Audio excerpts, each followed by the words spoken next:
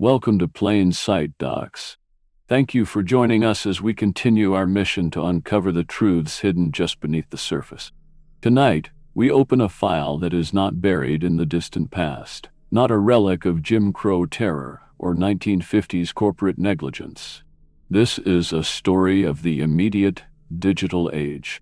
A story that unfolded, not in the shadows, but in the bright, unforgiving glare of 24-hour news, email chains, and smartphone videos. We investigate a betrayal that is, perhaps, the most elemental of all. It's not about stolen money or corrupted justice, though those elements are present. It's about water, the single most essential substance for human life. The liquid we trust implicitly. The clear, clean element we use to wash our food, to bathe our children, to quench our thirst. Tonight, we investigate how in a major American city that fundamental trust was broken, how the water itself was turned into a weapon, not by a foreign enemy or a terrorist, but by its own government. We are going to Flint, Michigan, a city that became a global punchline, a hashtag, a symbol of urban decay. But before it was a symbol, it was a home. A home to nearly 100,000 people, mostly working class, predominantly black, who were systematically lied to, dismissed, poisoned, and then blamed, all by the very officials sworn to protect them. This isn't a story of a simple mistake. This is the true story of a calculated decision, a catastrophic failure of government at every single level, and a horrifying cover-up designed to protect political careers and balance spreadsheets, all at the expense of the health and the very future of thousands of children. This is the betrayal of Flint, a corruption of public trust, operating in plain sight. Nanshiru. Estimated time, 2:31:50. Narrator. This is an investigation not just into lead and pipes, but into the insidious mechanics of systemic failure. We will analyze how a city, once the very engine of American prosperity, was hollowed out by deindustrialization, left financially destitute, and then stripped of its most basic democratic right, the right to govern itself. We will expose the unelected, state-appointed emergency managers, accountants given dictatorial power, who, in a reckless quest to save a few $1 million, made the fateful decision to sever the city from its safe, stable water source and draw, instead, from the notoriously corrosive, toxic Flint River. We will detail, step by step, how this single decision, made in an office far from the people it would affect, unleashed a torrent of lead, bacteria, and carcinogens into the homes of an entire city. We will document the immediate cries for help from the residents, the brown, foul-smelling water, the mysterious skin rashes, the hair falling out, and the callous, systematic, and documented lies they were told by their own city, by the Michigan Department of Environmental Quality, MDQ, and by the Federal Environmental Protection Agency, EPA. And finally, we will tell the story of the heroes, the local mothers, the pastors, the activists who refused to be silenced, the outside scientist, Dr. Mark Edwards, who spent his own money to prove the water was poisoned, and the local pediatrician, Dr. Monahana Adisha, who at great personal and professional risk proved the unthinkable, that the lead was getting into the blood of Flint's children. This is a story of how a government poisoned its own people, and how those people, betrayed and abandoned, fought back to expose the truth. This is the abuse of power, not with a gun, but with a water tap. Stories like this aren't rare. They're just usually ignored. If you want to hear more hidden histories, true betrayals, and the truths that were never meant to be seen, subscribe. We tell the stories they tried to bury.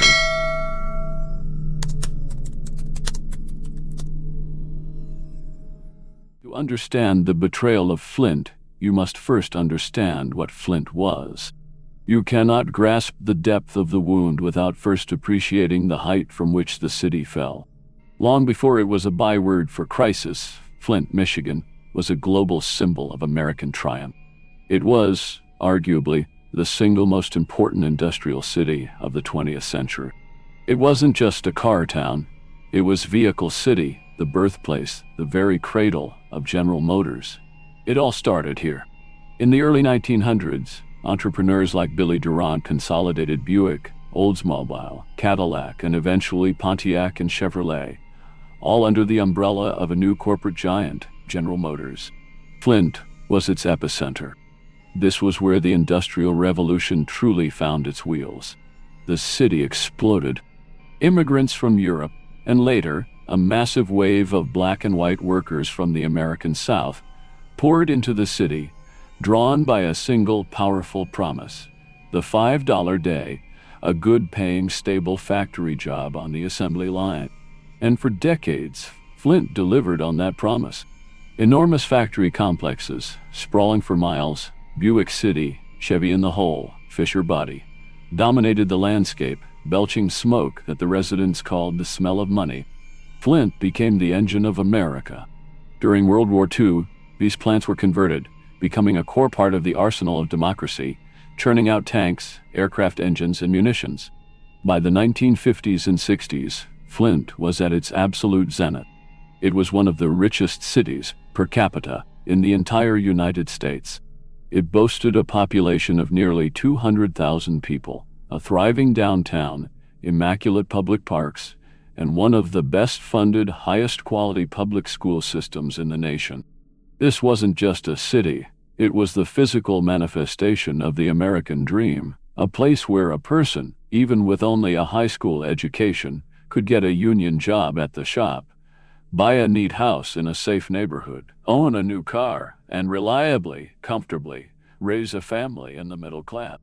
The city's water system, built in this era of prosperity and engineering confidence, drew its supply from Lake Huron via the Detroit Water and Sewerage Department.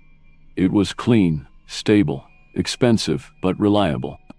It was the water of a first-world, flagship American city. Then, beginning in the 1970s and accelerating with catastrophic speed in the 1980s, the engine began to seize.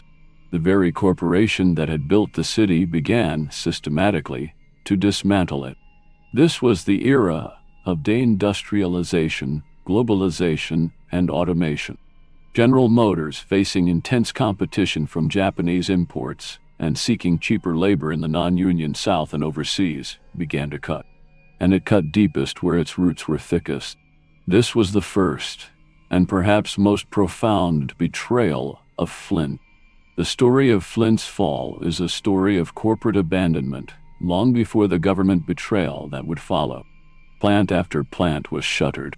The 1009 documentary Roger and Me infamously chronicled this precise period, as filmmaker Michael Moore, a Flint native, chased GM's then CEO, Roger Smith, demanding an explanation for why the company was posting record profits while simultaneously decimating its hometown, laying eyes, Sarajis. Between the late 1970s and the early 2000s, Flint lost over 80,000 General Motors jobs. It was an economic apocalypse, a slow-motion industrial hurricane from which the city would never recover. The city's population hemorrhaged. Families who could leave did, searching for work elsewhere. The population plummeted from its peak of nearly 200,000 in 1960 to under 100,000 by 2010. The tax base, almost entirely dependent on GM property taxes and the income taxes of its well-paid workers, evaporated. What was left behind was a hollowed-out shell, a city defined by what it had lost.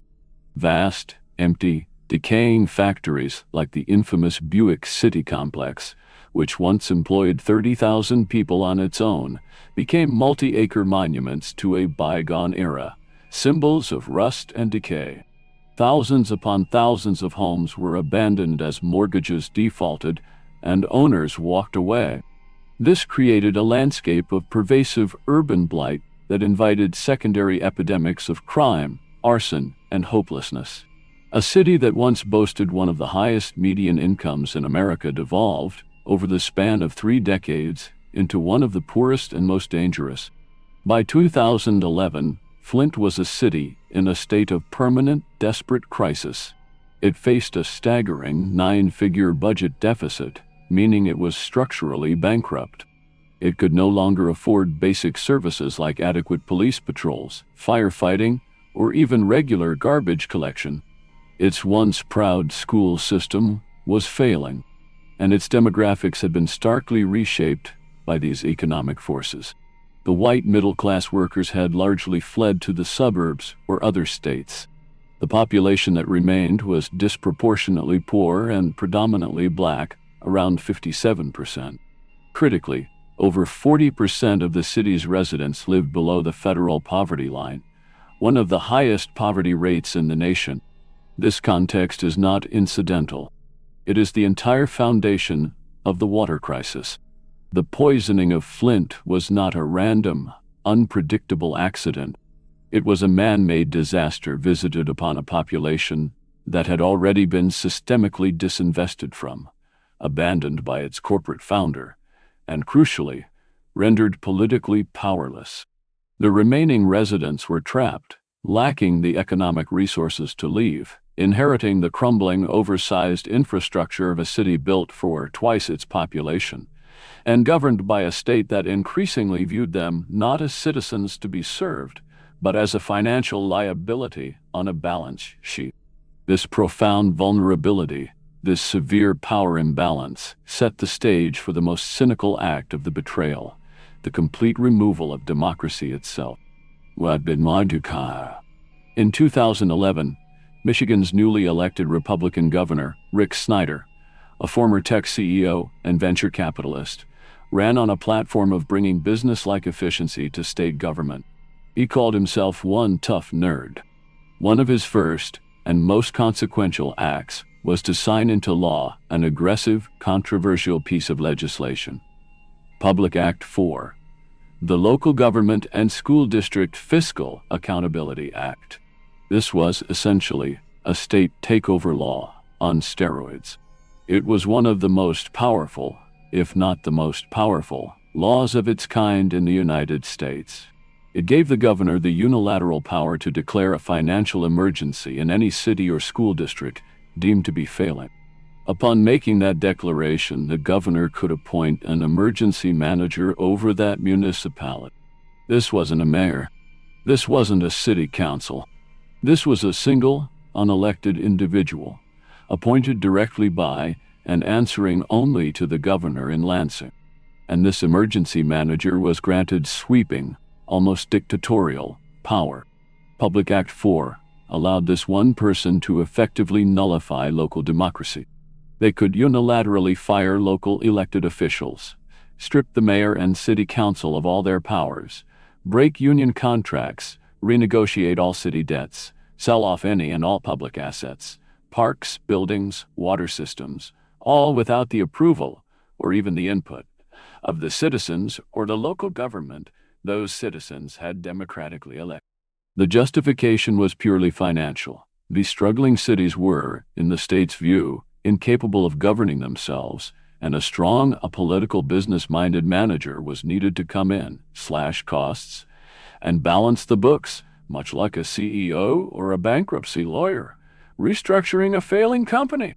The reality, as critics immediately pointed out, was a blatant violation of democratic rights, a suspension of the vote, disproportionately targeting cities with large, poor, black populations, places like Flint, Detroit, Benton Harbor, and Pontiac.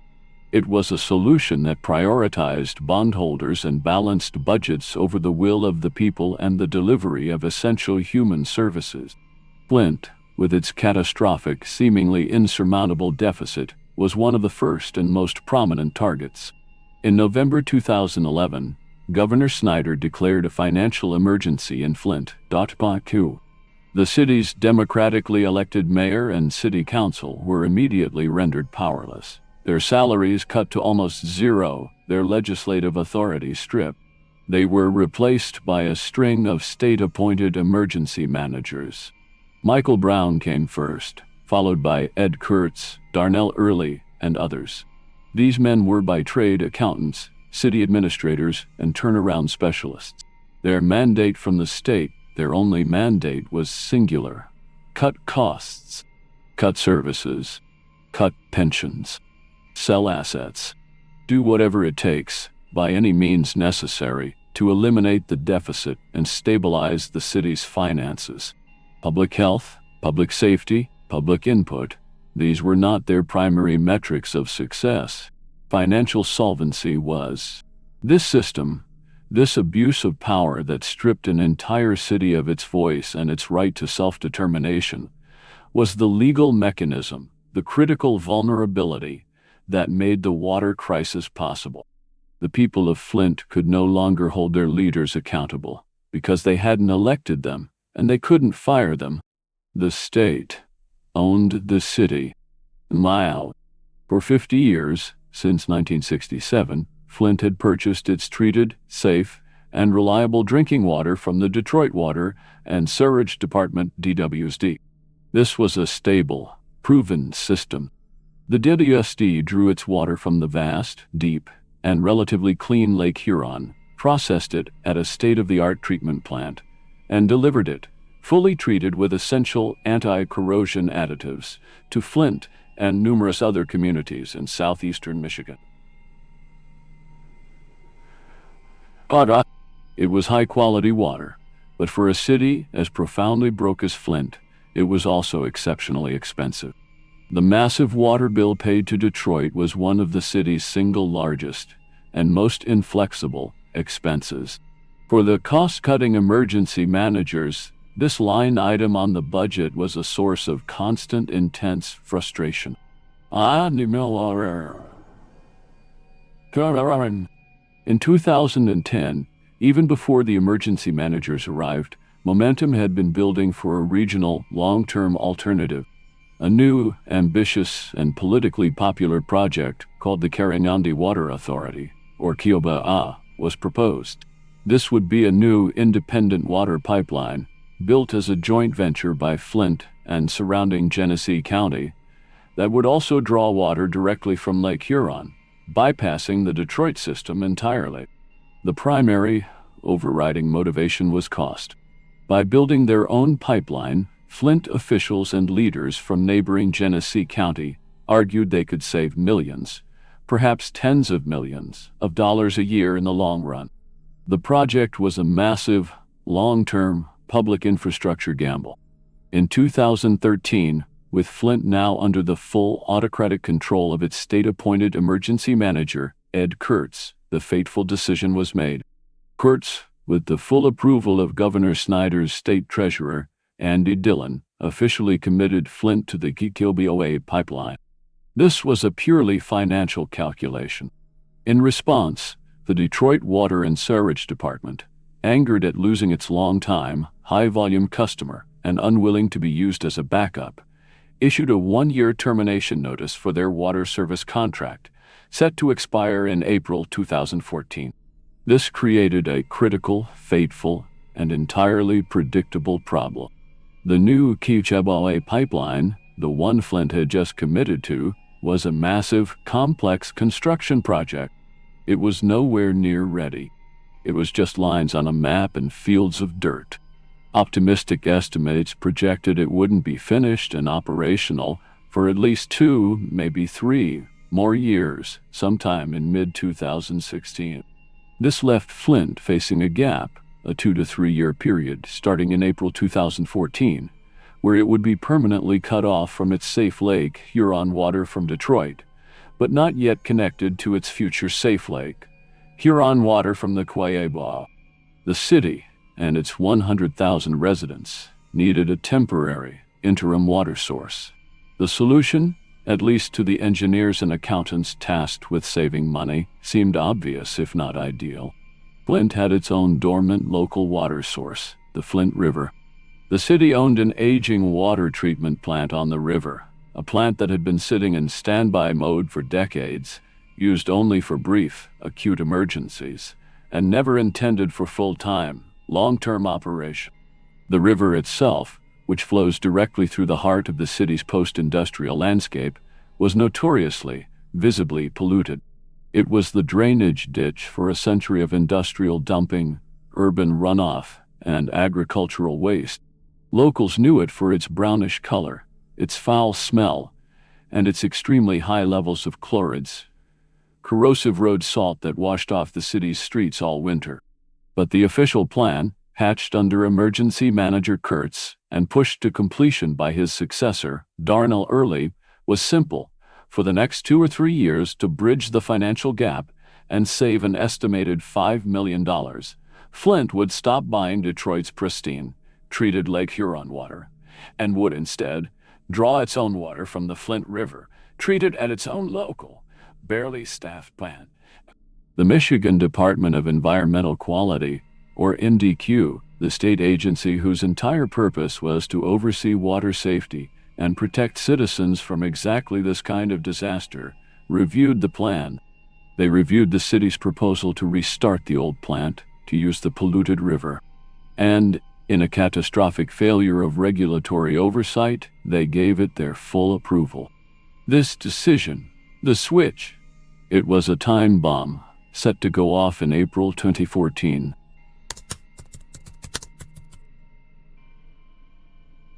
The decision was made. The die was cast.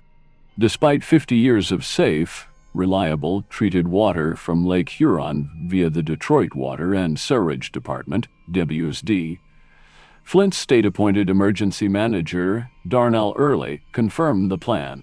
To bridge the 2-year gap before the new Karagandhi Water Authority, pipeline was complete, and to save an estimated $5 million, the city of 100,000 people would be disconnected from the largest freshwater system in the world and forced to drink from the Flint River. The date was set, April 25, 2014. The switch was not a quiet, behind-the-scenes technical adjustment. It was choreographed as a moment of public celebration, a triumphant declaration of fiscal independence. City and state officials gathered at the aging, recommissioned Flint water treatment plant for a press conference. They were all smiles. Mayor Dane Walling, a figurehead stripped of his actual power by the emergency manager law, but still serving as the city's public face, stood at a podium. He spoke glowingly, almost poetically, about our water, about the historical significance of our river, casting this as a proud, historic moment of self-reliance, a necessary, positive step in Flint's painful financial recovery. He was, in effect, the master of ceremonies for a disaster he was powerless to stop, but obligated to promote. To mark the occasion, Mayor Walling, alongside other city officials and business leaders, gathered around a small water cooler, filled, presumably, with the very first batch of newly treated river water. They raised small, flimsy paper cups in a coordinated, symbolic toast. Walling, with a wide-practiced smile for the assembled news cameras, declared, "It's a historic moment. This is a day for the history books." He and the others drank the water, or at least appeared to. The button was pushed. The valves were turned, and with that symbolic, televised toast, the toxic, untreated, highly corrosive water of the Flint River began its journey into the city's aging, fragile network of pipes, flowing directly towards the taps, the showers, the coffee makers, the refrigerators, and the baby bottles of nearly 100,000 unsuspecting people. The betrayal was now in motion. The problem, however, wasn't just that the river was known to be dirty, filled with decades of industrial runoff and urban grime. The central, catastrophic, and ultimately criminal flaw in the plan was this: the Flint water treatment plant, run by city employees operating under the direct oversight and guidance of the Michigan Department of Environmental Quality, MDQ, failed to add a crucial, legally required chemical to the water. They failed to add an anti-corrosion agent, also known as a corrosion inhibitor. This is a common, inexpensive, food-grade phosphate-based chemical added to water systems around the world, especially those with older pipes. Its sole vital purpose is to create a thin, protective, microscopic barrier on the inside surface of pipes, a process called passivation. This barrier prevents the water from reacting chemically with the metal of the pipes themselves. For a city like Flint, a legacy city with a vast century-old crumbling network of pipes. This protective barrier was not optional. It was the only thing preventing a chemical disaster. The city's system was a patchwork of materials. Large water mains were made of cast iron, but connecting those mains to individual homes were thousands of smaller pipes, known as service lines. Many of these service lines, installed decades earlier before the dangers were fully understood, were made of pure lead.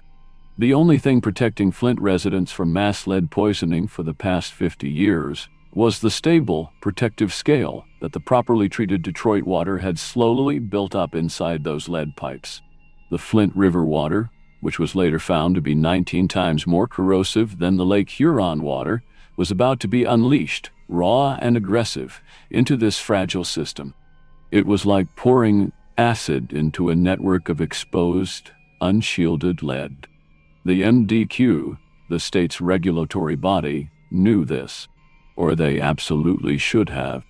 They had a legal and moral obligation under the Federal Environmental Protection Agency's EPA, lead, and copper rule to ensure this corrosion control was in place before any switch occurred. But in the reckless, myopic rush to save money, in the bureaucratic shuffle between the emergency manager's office and the state regulators, they either forgot, ignored, or, as evidence later suggested, deliberately misinterpreted the law. They signed off on the switch without mandating this essential, life-saving treatment. The water from the Flint River, acidic and loaded with corrosive chlorides, was given a green light. The wolves among us in this story weren't just the emergency managers focused on finance. They were the state regulators at the MDQ, who, through what can only be described as gross negligence, loaded the gun and pulled the trigger. The residents of Flint didn't need a scientific report to know something was desperately wrong. The imminent peril Dr. Whalen had declared in Love Canal was, in Flint, immediate, multisensory, and visceral. The betrayal was not a silent, invisible seeping that took years to uncover. It was a daily, disgusting assault. Within days, sometimes hours of the switch, the complaints began to flood City Hall. The water was brown. It was yellow. It was, in the words of the residents themselves, disgusting. People reported water coming from their taps looking like raw sewage, like weak coffee, like rusty, chunky sludge. It wasn't just occasionally discolored, it was consistently foul. And it wasn't just the color, it stank. Residents described a powerful, gag-inducing, swampy, sewer-like odor, sometimes mixed with an overpowering, bleach-like smell of chlorine as the under-equipped treatment plant, struggling to kill the river's high bacteria load, began dumping more and more chemicals into the system to stay in compliance. It tasted, they said, like metal, like dirt, like a chemical cocktail, like something profoundly wrong. It left a metallic tang in their mouths, a film on their skin. Flint citizens, a community forged in hardship and known for its resilience and vocal nature, did exactly what they were supposed to do. They organized. They showed up at city council meetings, which were now effectively powerless, but remained one of the few public forums where their voices could be heard. They held up plastic bottles, jars of the brown, foul, sediment-filled liquid, holding them up to the news cameras, pleading, demanding answers. "Would you drink this?" they asked. They called the mayor's office.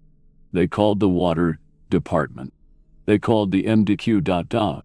The response they received was the first, critical layer of the official gaslighting, the beginning of the deliberate cover-up.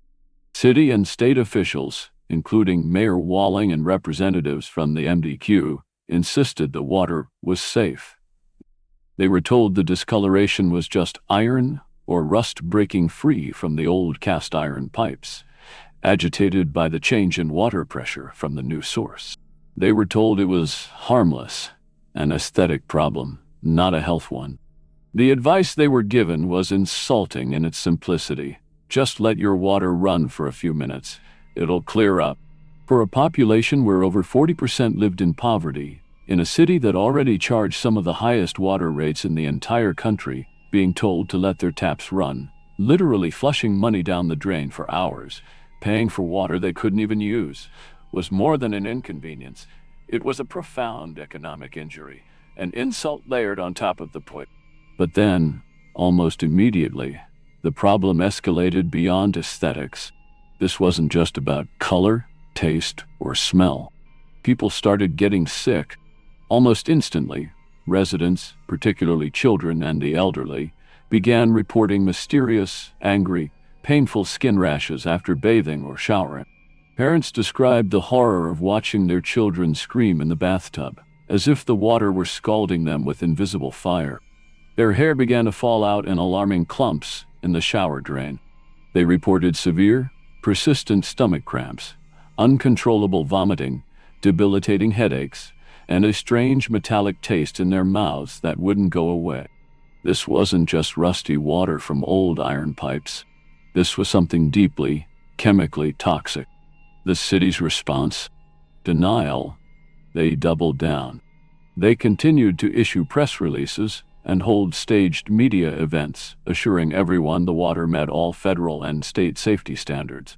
But the complaints were too widespread, too consistent, too visceral. The anecdotal evidence was building into a mountain. And then, just 2 months into this nightmare, in June 2014, the first biological crisis hit. The city issued a boil water advisory for a large section of the city. Not for lead, for E. coli, fecal coliform bacteria. The water wasn't just corrosive. It was contaminated with human waste, likely from sewer system, overflows leaking into the river near the intake. Another boil water advisory followed in August. The city's solution was not to fix the source, not to admit defeat and switch back to Detroit's water. Their solution was to attack the symptom. They began dumping massive, unprecedented levels of chlorine into the water system to kill the bacteria. This, in turn, created an entirely new, insidious, and legally distinct problem. Sky-high levels of total trihallomethanes, or TTMS. TTMS are a group of chemicals that form as carcinogenic byproducts when chlorine reacts with organic matter in the water. The city was now in violation of the Safe Drinking Water Act for TTMS. So now, the residents of Flint were being assured their water was safe, even as it was contaminated with bacteria, known carcinogens, and still, the visible, foul-smelling rust.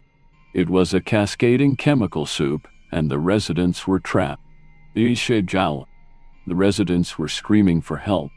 They were holding protests, carrying signs, begging for the city to switch back to the clean Detroit water. But the emergency manager, Darnell Early, and the state, under Governor Snyder, flatly refused. It was, they argued, too expensive. Switching back would be a step backwards, they claimed. The switch to the river was about saving money, about financial discipline, and they were determined to see it through. They insisted the water was safe. They, and the MDQ, were the experts. The residents, they were just complaining. They were being hysterical. But then, a critical event occurred in October 2014, just 6 months after the switch.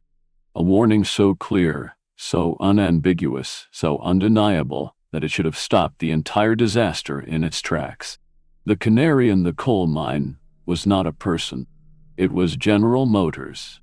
The massive General Motors engine plant in Flint, one of the few remaining major GM operations in the city, publicly announced it was stopping its use of Flint River water immediately. The reason? The water was too corrosive. The high levels of chlorids in the river water were physically rusting their brand-new engine parts as they came off the assembly line. The water was literally destroying their products, costing them money. General Motors, a corporation, could not operate with this water. It was damaging their metal. Think about that. Pause and absorb the horrifying implication.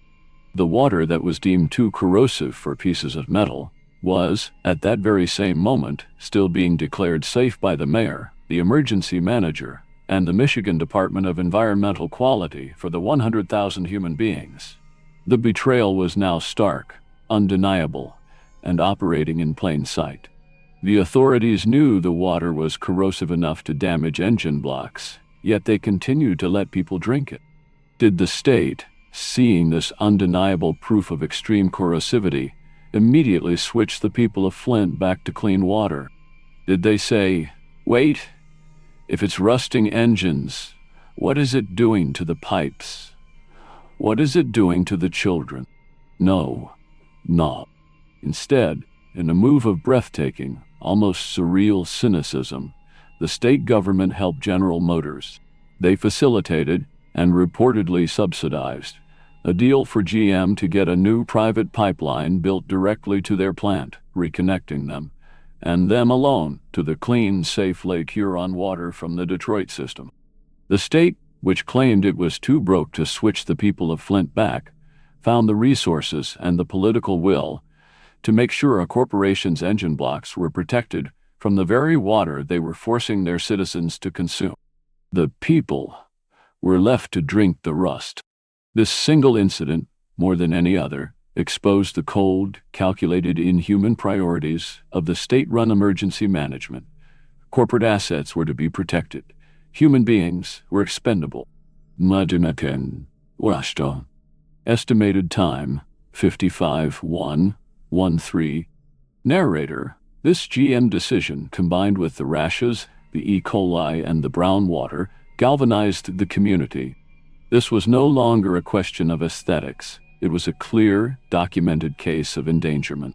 A coalition of local pastors, community activists, and ordinary residents formed. People like Pastor Alan Overton, community leader Melissa Mays, and countless others.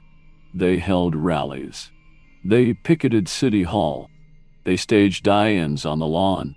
They continued to bring their bottles of brown water to every public meeting, demanding to be heard. And they were, almost universally, ignored, dismissed, or placated with empty promises by the emergency manager and the city officials who answered to him. One of those residents was a woman named LeeAnne Walters. Walters was a mother of 4, a Navy wife who had moved to Flint. Soon after the switch, her family began experiencing all the now familiar symptoms, the debilitating rashes, the mysterious hair loss. But then, something far more terrifying happened. One of her twin sons, Gavin, stopped growing. He was 4 years old, and his immune system was crashing. He was in and out of hospitals. Simultaneously, her entire family's health deteriorated. Walters, a determined and methodical woman, refused to accept the city's answers. She began her own investigation.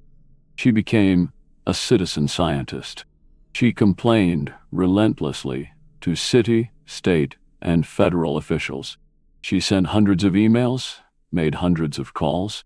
She documented everything, keeping a meticulous log of symptoms, complaints, and official responses.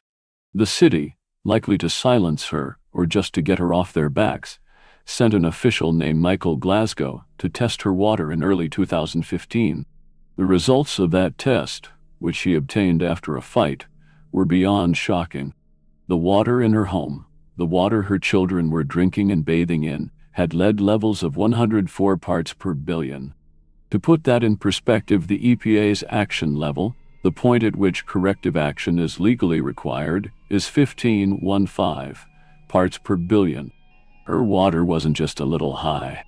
It was nearly 7 times the federal action level. This wasn't just rust from iron pipes. This was lead. This was poison. But even this staggering, horrifying number wasn't the worst. LeeAnne Walters, now working with independent experts she had tracked down, conducted further, more detailed testing. A later test, after her son Gavin had been diagnosed with lead poisoning by a pediatrician, would reveal a lead level in her tap water of 13,200 parts per billion. This is not a typo. 13,200. The EPA classifies water with 5,000 parts per billion of lead as hazardous waste. The water flowing into her home, the water deemed safe by the state of Michigan, was more toxic than industrial sludge. This discovery, This single, terrifying, undeniable number was the first piece of hard scientific evidence that the crisis in Flint was not just about E. coli, or rust, or TFMs. It was about lead. The corrosive river water, with no anti-corrosion treatment, was scouring the protective scale from the city's aging pipes, and most critically, from the lead service lines, and delivering a neurotoxin directly to the families of Flint. And where was the official regulator in all of this? Where was the Michigan Department of Environmental Quality, the MDQ? They were, it turned out, not just negligent. They were not just passive observers. They were, as documents and emails would later prove, the chief architects and active participants in the cover-up. The MDQ was the state agency legally responsible for enforcing the EPA's federal lead and copper rule. This federal law is explicit. Any water system serving over 50,000 people must have corrosion control treatment in place, optimized to prevent lead and copper from leaching into the water. Flint's system, serving 100,000 people, clearly, unambiguously fell under this rule. When the city was planning its switch to the river, MDQ officials, like Stephen Bush and Michael Prisby, had a clear legal, non-negotiable choice. They could enforce this law, requiring Flint to spend the money, later estimated at only about $80 to $100 a day, on corrosion control chemicals before the switch as a preventative measure. Or they could find a loophole. They found a loophole. Or rather, they invented one. In a series of emails that would later become infamous, MDQ officials told the EPA and the city that the law was ambiguous. They argued that Flint, as a new water source, even though it was using the same old pipes, should be given 2 consecutive 6-month monitoring periods after the switch to test the water to see if it was corrosive before deciding if corrosion control was even needed. This was a direct, blatant, and disastrous misinterpretation of the federal law. The law's intent was to prevent corrosion and lead leaching from ever happening, not to measure it after the population had already been exposed. But this fatally flawed interpretation provided the state and the emergency manager the financial justification they needed. It allowed them to skip the $100 a day treatment, to save money as per their mandate, while claiming they were still in compliance with their flawed plan. But it gets worse. As resident complaints mounted, and as LeeAnne Walters presented her horrifying 104 ppb lead test result directly to the MDQ, the agency did not spring into action to fix the problem. They went into full-blown denial and cover-up mode. When a concerned EPA regional expert, Miguel del Toral, saw Walters' data and wrote a passionate, detailed internal memo in June 2015, sounding the alarm, stating unequivocally that Flint was not testing properly, that the MDQ's interpretation of the law was wrong, and that Flint likely had a widespread, serious lead problem. What did the MDQ do? They didn't fix the problem. They, along with the governor's office, attacked Miguel del Toral. They dismissed his scientifically sound report as the work of a rogue employee. They publicly discredited him. They leaked misleading emails to the press to paint him as incompetent, and they reassured the public and the EPA's leadership that del Toral was wrong and that they, the MDQ, had the situation under control. And when the city conducted its first official, federally mandated 6-month lead tests in the summer of 2014 and again in early 2015, the MDQ allegedly guided the city on how to game the test to get artificially low numbers.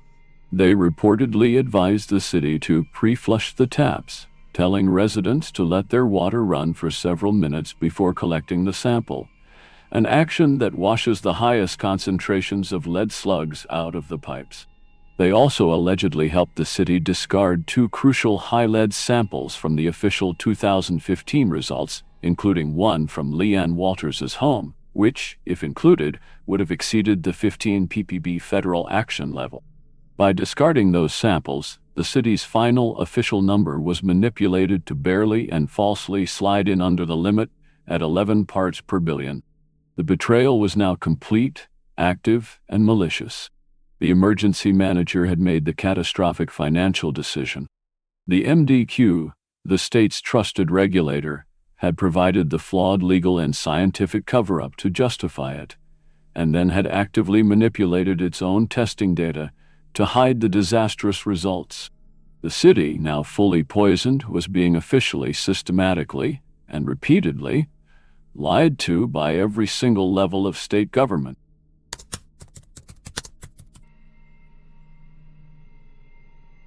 The federal lead and copper rule is specific. It requires a city to test water from high-risk homes, those known to have lead service lines, and the 90th percentile of those tests must be below 15 parts per billion. The MDQ, however, provided instructions to the city on sampling techniques seemingly designed to miss the leap. They instructed the city to tell residents to pre-flush their taps, letting the water run for minutes before collecting the sample. This action, of course, washes all the stagnant water that has been sitting in the lead pipe overnight, along with the highest concentrations of lead particles, right down the drain. The sample collected is then the fresher water from the main, which contains far less lead. It is a scientifically invalid method for finding a lead problem. Furthermore, when the city, even with these flawed methods, still received several alarmingly high samples, the MDQ allegedly helped them disqualify and discard two of the highest, most damning test results from the official report, including the 104 ppb sample from LeeAnne Walters' home. By discarding these two samples, they were able to manipulate the 90th percentile calculation, bringing the final official number down to 11 parts per billion, just under the 15 ppb federal action level. In July 2015, the MDQ finalized its report falsely, and as investigations would later suggest, fraudulently, claiming Flint was in compliance. The cover-up was, they thought, complete. They had dismissed the EPA's internal warnings, publicly discrediting EPA scientist Miguel del Toral as a rogue employee who was causing hysteria. They had ignored the General Motors engine plant's desperate flight from the water. They had ignored the hundreds of residents holding up bottles of brown, sludgy liquid. They believed they had the situation contained, the narrative controlled. They hadn't counted on the unyielding, data-driven fury of LeeAnne Walters. Walters, the Flint mother who had become a reluctant expert in water chemistry. More importantly, he had a history, a very public and very contentious history. Years earlier, in the early 2000s, Edwards had been the primary solitary whistleblower who exposed a massive, devastating lead-in-water crisis in Washington, D.C. In that case, he had discovered, at great personal expense, that the local water utility, WASA, and shockingly the Federal Centers for Disease, had suppressed and systematically misrepresented data. He had proven, through his own independent testing, that these high lead levels were linked to a catastrophic change in water treatment chemicals, and he fought for years against both agencies, who publicly attacked his credibility to bring the truth to light. That fight had cost him friends, federal funding, and had branded him as a troublemaker, an anti-establishment scientist who refused to play the game of bureaucratic silence. He was, in short, one of the few people in the world who not only possessed the elite expertise to understand exactly what was happening in Flint, but who also had the battle-hardened courage, the profound sense of public duty, and the personal righteous anger to be willing to go to war government agencies responsible. When LeeAnne Walters contacted Mark Edwards, she wasn't just another panicked, anecdotal caller. She was a fellow scientist in spirit. She presented him with her data, the 104 ppb test, the 13,200 ppb test, the city's dismissal, her son's blood work. Edwards, who received such calls frequently from concerned citizens, was initially, as any scientist would be, skeptical. The numbers seemed too high, too astronomical to be real. But Walters' data was too precise, her documentation too meticulous to be a hoax. He saw in her findings the clear chemical fingerprint of a catastrophic system-wide failure. He knew, instantly, that the only way to get lead levels that high was through extreme corrosivity and a complete failure of corrosion control. He knew that the MDQ's official explanation, that the lead was just from the home's internal plumbing, was scientifically impossible given the scale of the numbers. He knew, therefore, that the MDQ's official tests, the ones showing the city in compliance, had to be fraudulent. He suspected a massive, dangerous cover-up. And so, Mark Edwards, the scientist who had sworn to his wife he would never again get involved in another draining, career-damaging whistleblowing fight after the DC crisis, decided he had to get involved. He activated his lab at Virginia Tech. He told LeeAnne Walters he would help her prove what was happening to her city. The state of Michigan was about to be challenged by a true heavyweight. This was the moment the state's entire narrative began to systematically unravel. Mark Edwards and his team of graduate students and researchers at Virginia Tech, operating on their own funds, with Edwards reportedly committing tens of thousands of dollars of his own money, essentially declared war on the MDQ's official store. They formulated a plan in close partnership with LeeAnne Walters and other emerging Flint activists like Melissa Mays, who had founded the group What Are You Fighting For?, to conduct their own independent, scientifically rigorous, city-wide water study. They knew they could not trust the MDQ or the city to collect the samples. Those samples, they were certain, would be pre-flushed and manipulated to hide the problem, just as the official protocol seemed designed to do. So, they bypassed the government entirely and went straight to the people, empowering them in a remarkable act of citizen science. In the summer of 2015, the Virginia Tech team assembled, and with the help of Flint activists who distributed them through their grassroots networks, shipped out nearly 300 specialized water testing kits directly to Flint residents who had complained about their water. These kits were designed to be citizen scientist proof, to capture the truth, not to manufacture compliance. The instructions, developed by Edwards, were explicit and directly contrary to the MDQ's flawed protocol. Residents were told not to pre-flush their taps for 5 or 10 minutes. Instead, they were to collect the first draw water, the very first water that came out of the tap after it had been sitting stagnant in the pipes overnight, typically for at least 6-8 hours. This first draw water, Edwards knew, would have the highest, most dangerous concentration of lead, as it had been sitting in the corrosive lead service lines and lead-soldered plumbing, leaching metals all night. This was the water people were actually drinking when they woke up in the morning, the water they were using to make their coffee, the water they were putting into baby formula. This was the real exposure. The residents, desperate for the truth, and now empowered with a tool to find it, meticulously collected the samples. They filled the small bottles with the discolored, often foul-smelling liquid, carefully labeled them, and shipped them, en masse, back to Edwards's lab in Virginia. The lab team worked around the clock, processing the hundreds of samples. The results, as they began to populate the spreadsheet, confirmed Edwards's and Walters's worst fears. It wasn't just LeeAnne Walters's house. It was a citywide, systemic catastrophe. The data was undeniable, statistically robust, and horrifying. The Virginia Tech team analyzed 252 initial samples from across Flint. The average lead level was already dangerously high. But the real story, as it always is with lead, was in the extremes, which showed a widespread problem. A staggering 17% of the samples, nearly 1 in 5 homes, were above the 15 parts per billion EPA action level. 10% of the homes, a full tenth of the city, had lead levels over 25 ppb. And some homes, like Walters's, showed nightmarish levels in the hundreds or even thousands of parts per billion.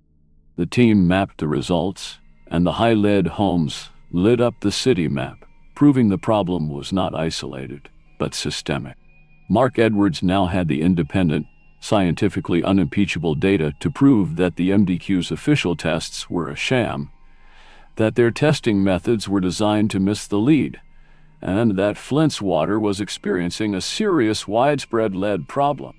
He had the receipts. He had the data. The cover-up was now cornered, exposed by an independent, world-renowned expert. True.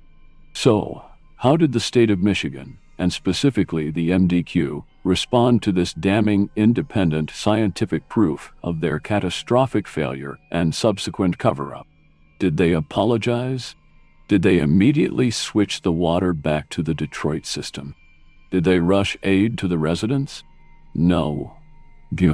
They did what the guilty often do. They attacked the messenger. The MDQ, now in full-blown panic mode, along with spokespeople from Governor Snyder's office, launched a vicious, coordinated public relations campaign to discredit Dr. Mark Edwards. They labeled him the rogue scientist, the troublemaker, an outside instigator. Brad Werfel, the official spokesman for the MDQ, went on public radio and delivered one of the most infamous, arrogant, and false statements of the entire crisis. He called Edwards's team a bunch of outside instigators, claiming they were scaring people unnecessarily, and that their science was flawed and irresponsible. Then he delivered the line that would forever define the state's callous indifference. "Let me start here. Anyone who is concerned about lead in the drinking water in Flint can relax." He went on to assure the public, with all the authority of his state office, that the official MDQ tests were the only ones that mattered, and they showed the water was safe. A state communications director, Dennis Shornack, went even further, accusing Edwards in an email of splicing and dicing the data to create a false narrative, a gross insult to a MacArthur genius. It was a stunning, almost surreal display of institutional arrogance and official denial. The MDQ, the very agency that had caused the poisoning through its negligent interpretation of the law, and then covered it up by manipulating test data, was now actively, publicly and falsely attacking the world-class scientist who had provided the proof. They were, in real time, perpetuating the cover-up, clearly prioritizing their agency's reputation and the governor's balanced budget narrative over the health and lives of 100,000 people. This moment was crucial. It demonstrated that the poisoning wasn't just a mistake, failing to add corrosion control. It was now an active, high-level conspiracy, actively lying about the results and viciously attacking those who told the truth. But the state's fortress of lies, while strong, was now under assault from two fronts. Mark Edwards was attacking with water chemistry. A second, local whistleblower was about to attack with human biology. And her data was even more horrifying. Her name was Dr. Mona Hana Atisha Dutt. Dr. Mona, as she would become known, was a pediatrician and the director of the pediatric residency program at Flint's Hurley Medical Center. She was, in essence, the city's head pediatrician on the front lines, treating Flint's most vulnerable population, its children, every single day. Throughout 2014 and 2015, she, like other doctors, had been hearing the complaints from parents about the brown water, the rashes, the hair loss. She too had been concerned, but had largely, like many, accepted the state's repeated official assurances that the water was, despite its aesthetic issues, fundamentally safe to drink. In August 2015, as Mark Edwards' study was beginning to make local news, Dr. Mona attended a dinner party and had a fateful conversation with a friend who was a water expert and former EPA employee. The friend mentioned the switch, the lack of corrosion control, the corrosive river water, and the new independent reports showing high lead levels. For Dr. Mona, this wasn't just an abstract scientific discussion. It was a holy shit moment, as she later described it. As a pediatrician, she knew exactly what lead does to children. It is a potent, silent, irreversible neurotoxin. There is no safe level of lead in a child.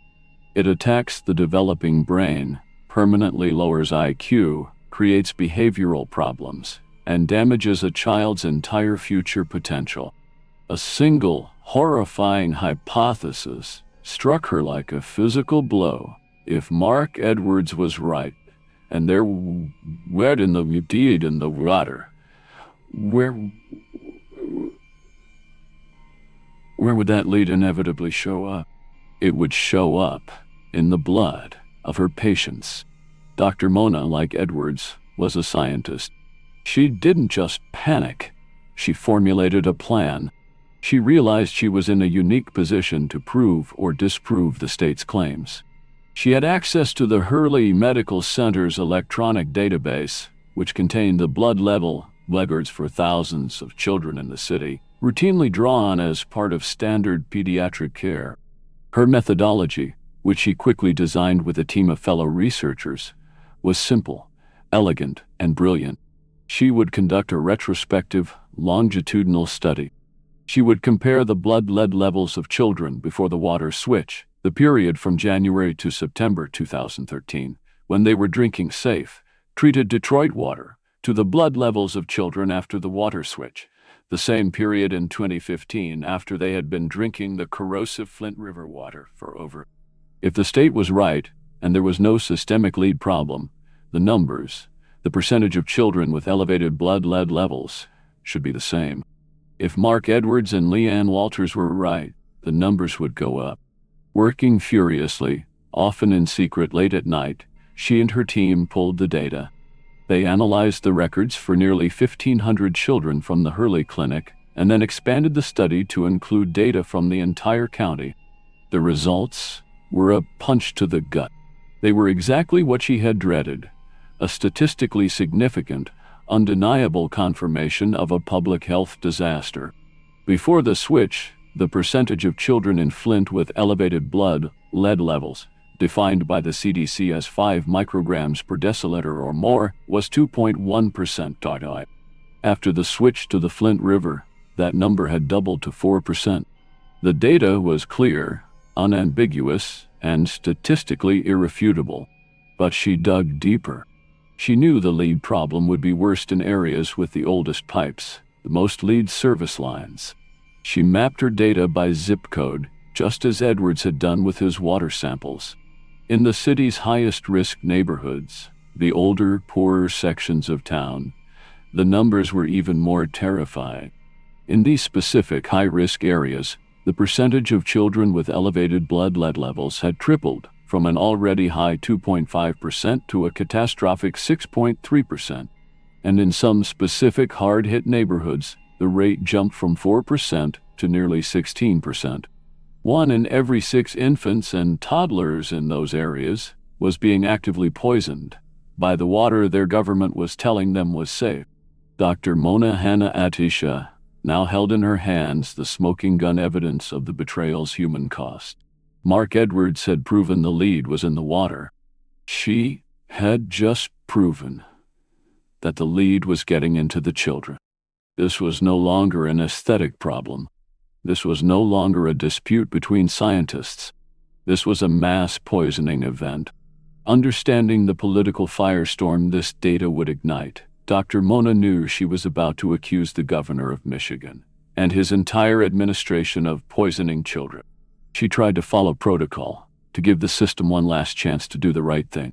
She presented her findings privately to state health officials, including those at the Michigan Department of Health and Human Services, DHAS, hoping they would see the data, see the poisoned kids, and act immediately.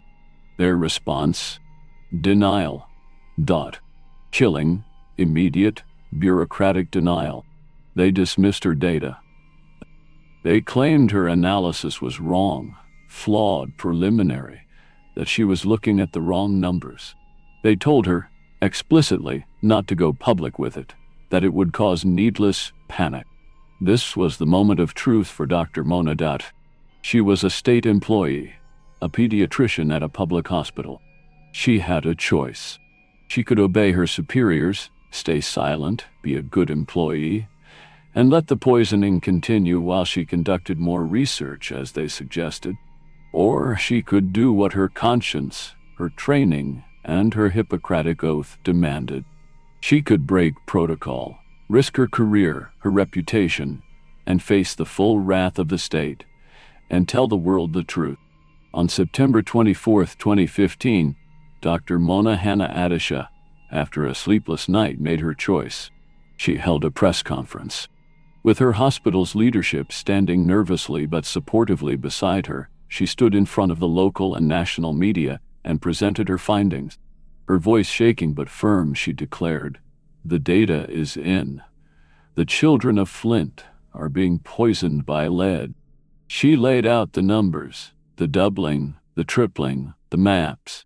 She directly, publicly contradicted the MDQ and the governor's office. She bypassed the bureaucracy and took the truth directly to the people, to the parents. The state's reaction was swift and vicious. They didn't just ignore her, they launched a full-scale, public attack, identical to the one they used against Mark Edwards. The very next day, a spokesman for the governor's office, Howard Croft, publicly, condescendingly called her findings unfortunate. He, along with officials from the MDQ and the state DHS, claimed her study was spliced and diced, irresponsible, and patently wrong. They claimed that their state data, which they had supposedly reanalyzed overnight, showed no increase in blood lead levels, that things were actually getting better. They, the state, were publicly calling a respected pediatrician a liar, accusing her of fabricating data and needlessly inciting panic. "Why now, MK?"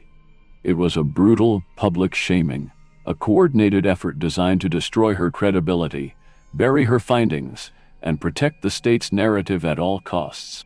Dr. Mona later described this period as the worst of her life, a time when she questioned her own sanity, wondering if she had somehow, impossibly, gotten the math wrong. The full weight of the state government was crushing down on her, all for the crime of telling the truth about poisoned children.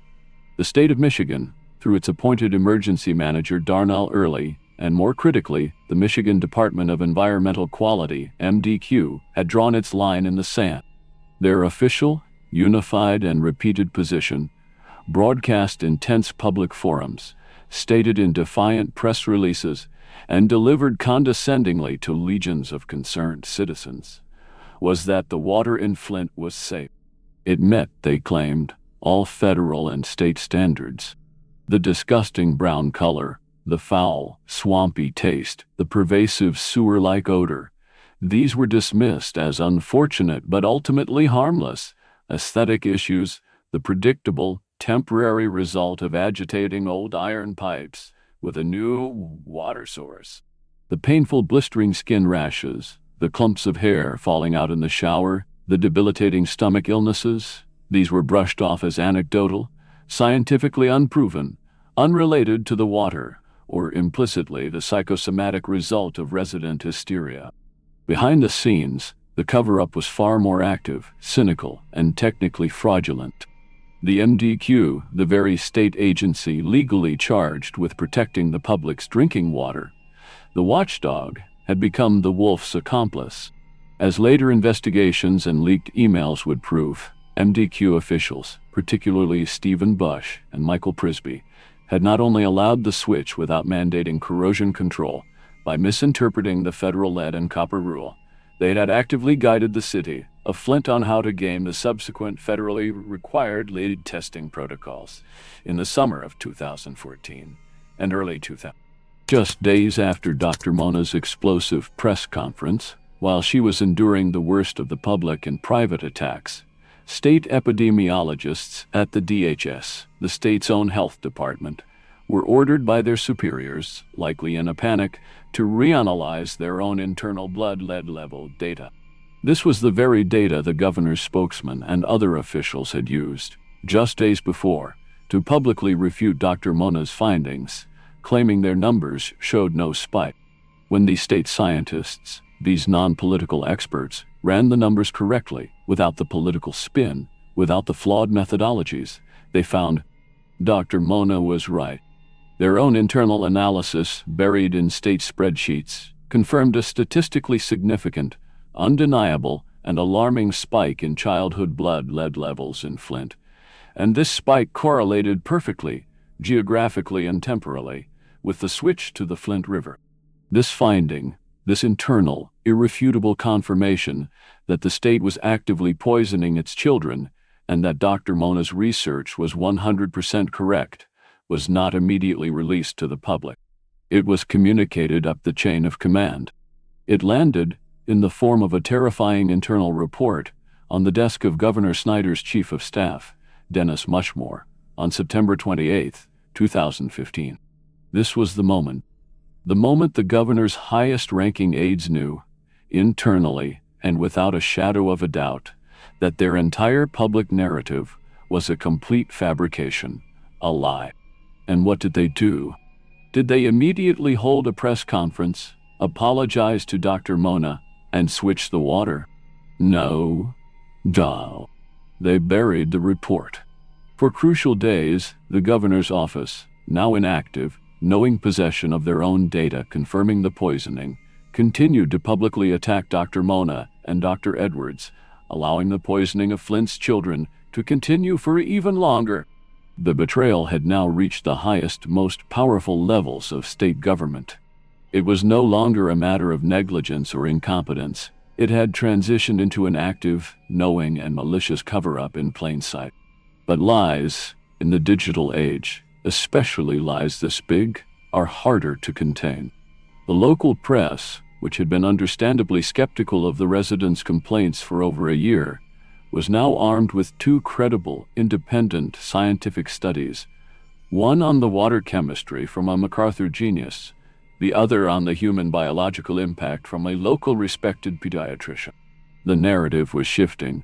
Journalists, particularly Kurt Guyette, an investigative reporter working with the ACLU of Michigan, had been relentlessly filing Freedom of Information Act (FOIA) requests, digging into the MDQ's internal emails, creating a paper trail of the cover-up. The state's wall of denial was crumbling. On September 25, 2015, the day after Dr. Mona's press conference, another bombshell dropped, exposing a parallel and equally horrifying story of state failure.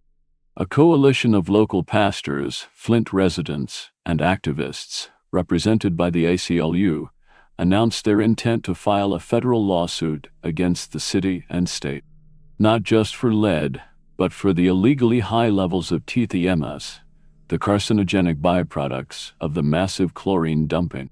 The city, it turned out, had been in violation of the Safe Drinking Water Act for THMS for almost a year and had failed to properly notify the public. Residents were being poisoned not just by a neurotoxin, but by known carcinogens, and the state had knowingly let it happen.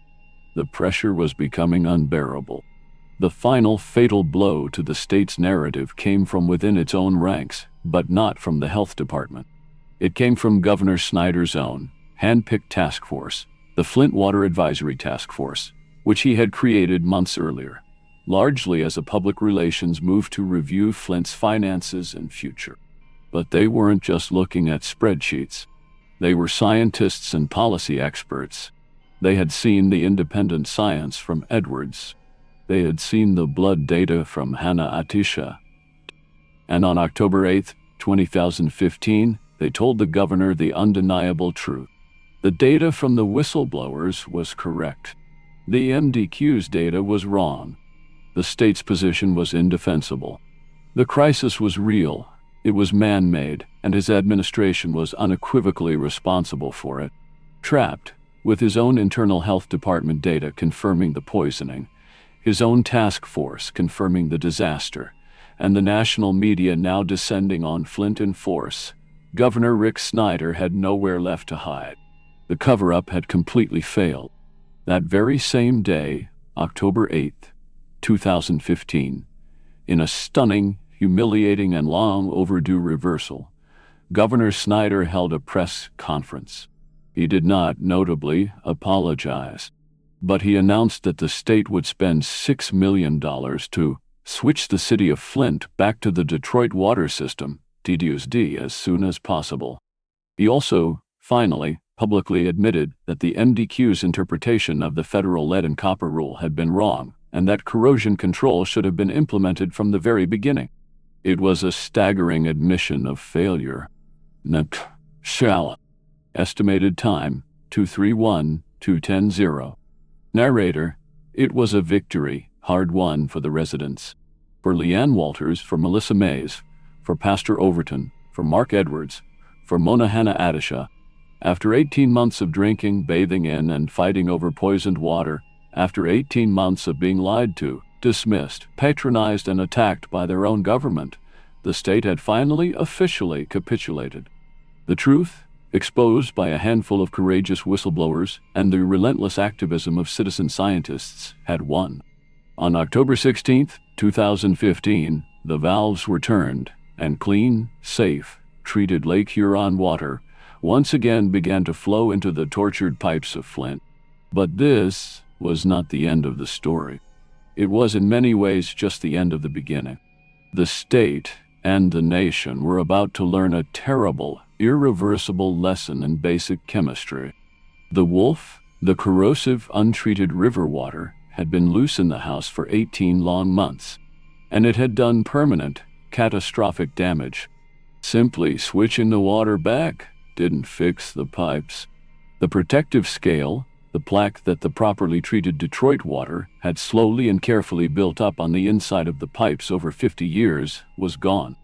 The 18 months of acidic, chloride-laden river water had chemically stripped it away, like using drain cleaner on your arteries. The lead service lines, the lead solder in the plumbing, the brass fixtures, they were now exposed, scarred, raw, and more vulnerable to leaching than ever before. Even the new, clean, properly treated Detroit water, now flowing back into this damaged, destabilized system, was still picking up dangerous levels of lead. The poisoning, although slowed, was not over. The city's entire water infrastructure, its network of thousands of lead service lines, was a contaminated, ruined, ticking time bomb. The damage was done. And the lead wasn't even the only monster the river had unleashed. As the political and scientific investigations intensified in the wake of the switchback, a third, and in some ways even more deadly, secret began to surface. A secret that state officials had allegedly hidden even more aggressively, more consciously than the lead. While Dr. Mona Hannah Adisha was analyzing blood lead levels, epidemiologists at the Genesee County Health Department, the local health officials were noticing another terrifying, parallel spike. A spike in a rare, severe, and often fatal illness, Legionnaires' disease. Legionnaires is a severe, atypical form of pneumonia caused by the Legionella bacteria. This bacteria is common in fresh water, but it thrives and multiplies in warm, stagnant, human-made water systems, particularly those with low chlorine levels and high iron content. It is not spread by drinking the water, but by inhaling the bacteria in fine, aerosolized mist, typically from showers, humidifiers, hot tubs, or large-scale air conditioning units. The county health department, tracking hospital admissions, saw the numbers. In a typical year, Genesee County might see a handful of Legionnaires cases, perhaps 6 to 13, scattered over the months. But in the summer of 2014, just after the switch to the Flint River, they saw a massive, undeniable outbreak. 47 cases. Another, smaller outbreak followed in the summer of 2015. In total, during the 18-month period that Flint was on river water, at least 91 people in the county were infected with Legionnaires' disease, and at least 12 people died. Later investigations would suggest this number was a significant undercount. Nay, this wasn't a coincidence. It was a direct, foreseeable consequence of the switch. The scientific link was horrifyingly clear. First, the corrosive Flint River water, with its high chloride content, was known to neutralize chlorine, the very disinfectant needed to kill bacteria like Legionella.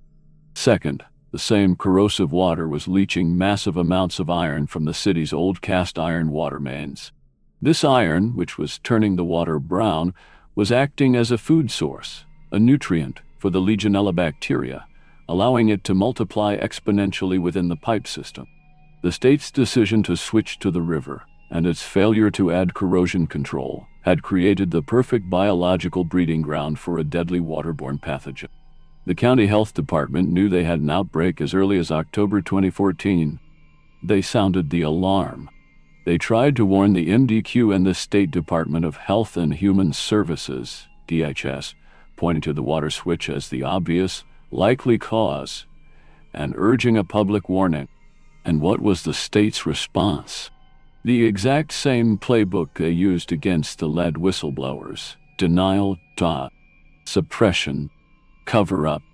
Internal emails, later exposed by journalists and criminal investigators, show that high-level officials at the state DHHS and within Governor Snyder's own office were aware of this deadly Legionnaires outbreak and its probable link to the water switch for nearly a full year before they said anything about it publicly.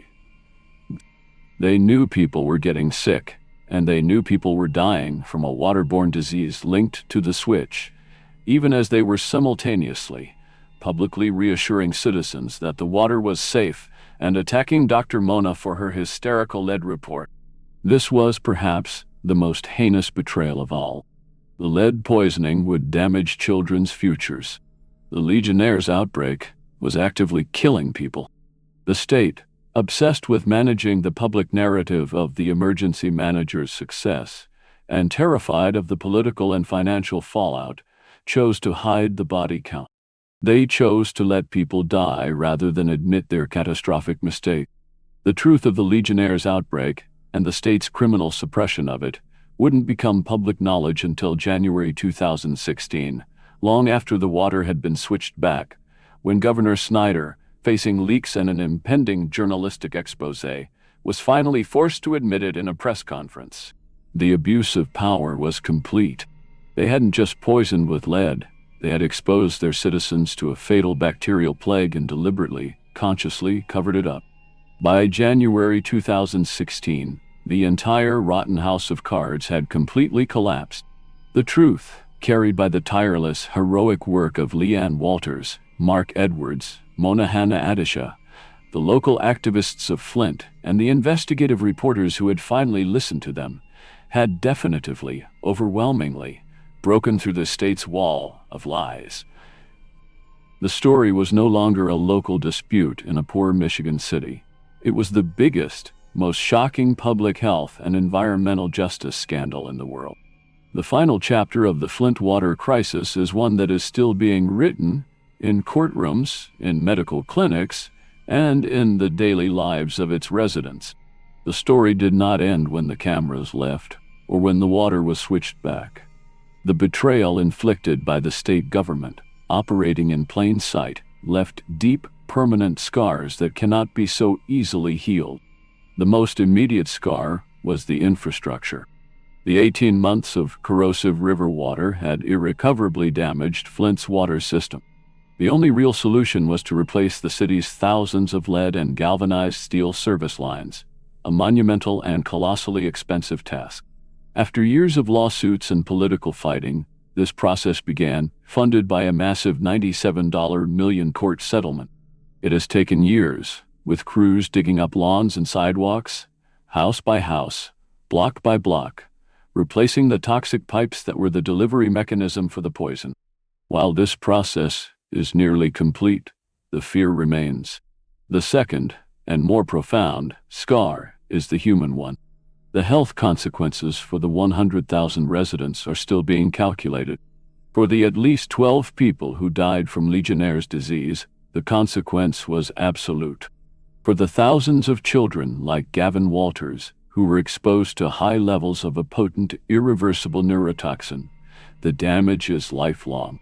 Lead poisoning doesn't go away. The impact on their cognitive development, their educational prospects, and their future behavior is a ticking time bomb, a generational theft that can never be fully repaid. The residents of Flint also suffer from a profound collective trauma, a condition now known as Flint fatigue. They live with the chronic stress of knowing their government poisoned them and then lied about it. Many still refuse to drink the tap water, even after the pipes are replaced, relying on bottled water their trust in public institutions completely and perhaps permanently shattered. On January 5, 2016, Governor Rick Snyder, the tough nerd CEO governor who had presided over this entire man-made catastrophe, finally reluctantly declared a state of emergency for Genesee County, officially acknowledging the disaster his own administration had created, denied, and covered up for more than a year and a half.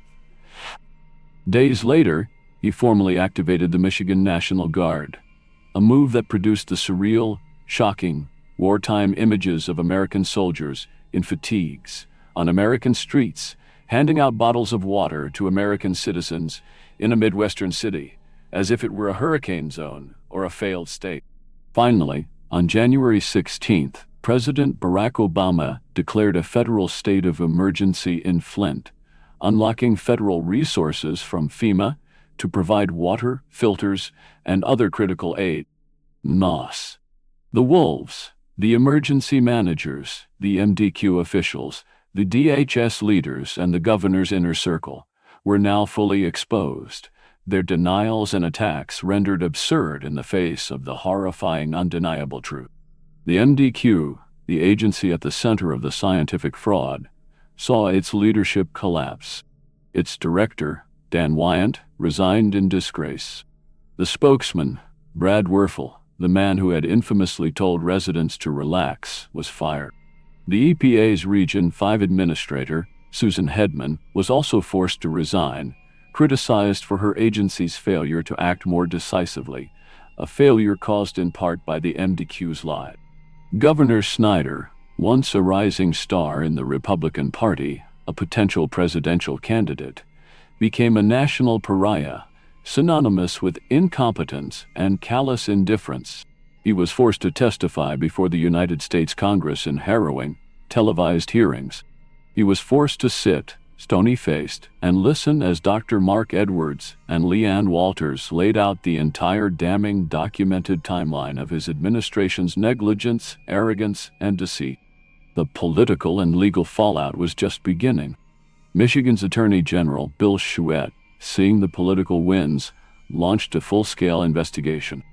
He appointed an independent counsel who, over the next several years, would bring a raft of criminal charges, including involuntary manslaughter for the Legionnaires' deaths, misconduct in office, and conspiracy, against more than a dozen state and city officials, including Darnell Early, the emergency manager, Stephen Bush and Michael Prisby, the MDQ engineer. Even Governor Snyder himself would later, in 2021, be indicted on charges of willful neglect of duty. The cover-up had led directly to criminal indictments, seemingly promising a new final chapter: accountability. The city of Flint, now the center of global attention, was a humanitarian crisis zone. The water was still not safe. The pipes were ruined. Residents, their trust in government completely, perhaps permanently shattered, were forced to live off bottled water for everything: drinking, cooking, bathing, brushing their teeth. This went on, not for days or weeks, but for years. It became a way of life, a daily, exhausting reminder of their betrayal. The immediate crisis was over, but the long, painful, and still unfinished work of recovery had only just begun.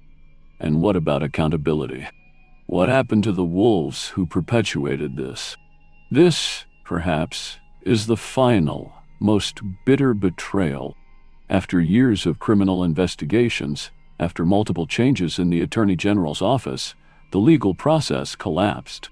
In 2019, a new prosecution team dropped all pending charges against the officials involved, including those for involuntary manslaughter, citing a flawed investigation by the previous team. They opted to start over. Then, in 2021, a new set of indictments were brought, including misdemeanor charges against former Governor Rick Snyder himself. But in 2022, the Michigan Supreme Court ruled that the one-man grand jury used to bring those indictments was unconstitutional. As a result, all criminal charges against all officials involved in the Flint water crisis were dismissed.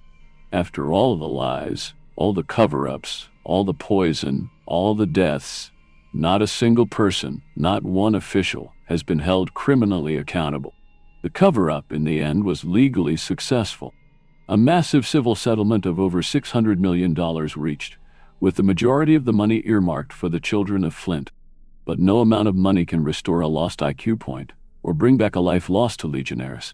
The story of Flint, Michigan, stands as a horrifying modern-day testament to the dangers of unelected autocratic power, the failure of regulatory agencies, and the devastating human cost of prioritizing budget spreadsheets over human lives. It's a story of systemic environmental racism, a crisis that, by all accounts, would never have been allowed to happen in a wealthier, whiter community. It is the ultimate story of a government betraying its people, in plain sight. The state of Michigan, in late September 2015, had drawn its battle lines.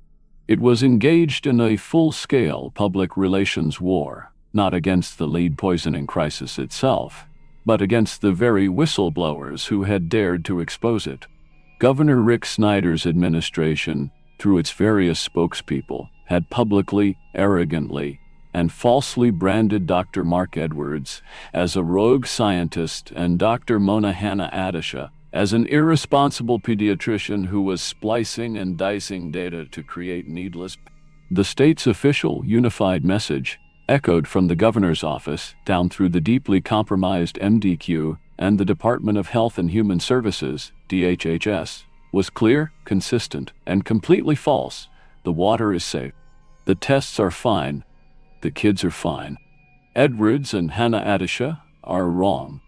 Their data is flawed. Their motives suspect. This was the absolute apex of the betrayal, a moment of breathtaking institutional gaslighting being perpetrated on a city of 100,000 people. The very agencies, legally and morally tasked with protecting public health, were actively, publicly attacking the doctors and scientists who were presenting verifiable, statistically sound proof of a massive public health disaster. But this fortress of lies, so brazenly constructed in public, was simultaneously and rapidly collapsing from within. The state government, it turned out, was not a perfect monolith.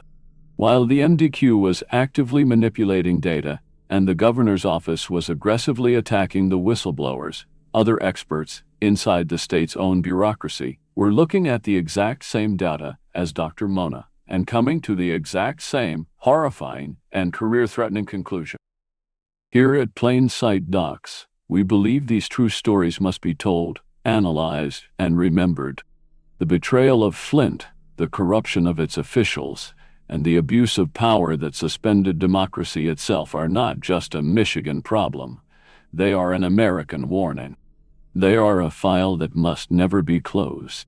If this investigation into one of the worst public health disasters in modern American history has opened your eyes, if you believe that this story of systemic failure and resident resilience must be heard, please support our work by liking this video.